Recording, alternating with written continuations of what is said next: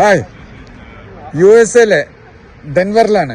നമ്മളൊരു മലയാളീൻ്റെ പ്രത്യേകത കോഴിക്കോടുള്ളതാണ്. നമ്മളൊരു മലയാളി ഇവിടെ എന്താ ചെയ്യുന്നതെന്നുള്ളതിൻ്റെ അതിൻ്റെ പ്രത്യേകതയാണ് നമ്മളിപ്പോൾ പറയാൻ പോകുന്നത്. നമുക്ക് നോക്കാം, ഒരു വണ്ടി പ്രാന്തനാട്ടോ. ഞാൻ കഥ പറഞ്ഞുതരാം, കാണിച്ചു തരാം. ഇതാണ് സാധനം. നിങ്ങൾക്ക് പ്രാന്തായില്ലേ? കണ്ടോളൂ, ഇനി ഇതിൻ്റെ കഥ കേട്ടോളൂ കേട്ടോ. സാധനം BM-ൻ്റെ ആണ്. അടുത്തൊരു ഞെട്ടിക്കലാണ്. KL11 ആട്ടോ, കോഴിക്കോട് നിന്ന് കൊണ്ടുപോകണം. കണ്ടില്ലെങ്കിൽ KL11 R എന്ന് പറഞ്ഞാൽ ആളെ പേര് റാസിഖ് എന്നാട്ടോ.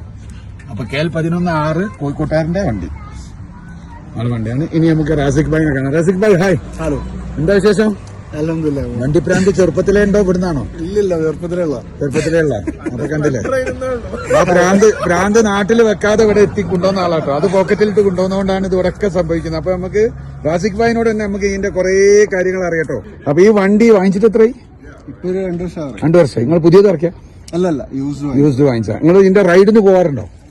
ഗ്രൂപ്പിൽ ഒരു ഗ്രൂപ്പ് ഉണ്ട്, കേരള അസോസിയേഷന്റെ ഒരു ഗ്രൂപ്പ് ഉണ്ട്. കേരള അസോസിയേഷൻ ബൈക്കിലോ? മലയാളികളുടെ ഗ്രൂപ്പ് ഉണ്ട്. ഇവിടെയോ? എത്ര ബൈക്കുകളെ? കുറെ പേരുണ്ട്, ഒരു 15-16 പേരോടുണ്ട്. റൈഡിന് പോവാറുണ്ട്. അപ്പൊ ഈ വണ്ടീന്റെ ഏകദേശം വില എങ്ങനെ വരും? ഇതൊരു $30,000 US$. പിന്നെ വേറെന്താ ഇതിന് പ്രത്യേകതകൾ എന്തൊക്കെയാണ് നമുക്കൊന്ന് പറഞ്ഞു കൊടുക്കാൻ പറ്റുക? ഇത് ഇൻലൈൻ 6 സിലിണ്ടർ ആണ്. 1600 cc ആണ് സാധനം.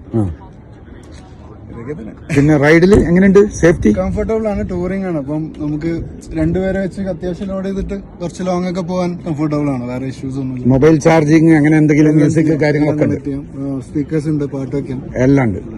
ഓക്കെ. ഇത് അമേരിക്കയിൽ നിർമ്മിക്കുന്നതാണോ BMW, അല്ലെങ്കിൽ അവിടെ നിന്ന് വരുന്നതാണോ? വരുന്നതാണ്, ഇമ്പോർട്ടാണ്. അത് ശരി. അപ്പൊ നിങ്ങൾ റൈഡിങ് ഏതെങ്കിലും നടത്തിയ കഥകൾ എന്തെങ്കിലും അങ്ങനെയുണ്ടോ? അങ്ങനെയൊന്നുമില്ല. പക്ഷെ ഇവിടെ നല്ല ഏരിയയിലേക്ക് പോകാനൊക്കെ പറ്റൂലേ?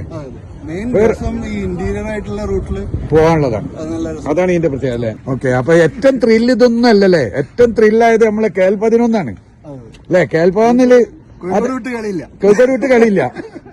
അപ്പൊ ബിരിയാണി നമുക്ക് ഇൻഷാല്ലാ ഉണ്ടാക്കാം. ഓക്കെ. അപ്പൊ കോഴിക്കോട് എന്ന് പറയുമ്പോ ബിരിയാണി, കോഴിക്കോട് ബീച്ചൊക്കെ നമുക്ക് ക്രൈസ് ആണല്ലോ അല്ലേ? അപ്പൊ ഇതാണ് വണ്ടി.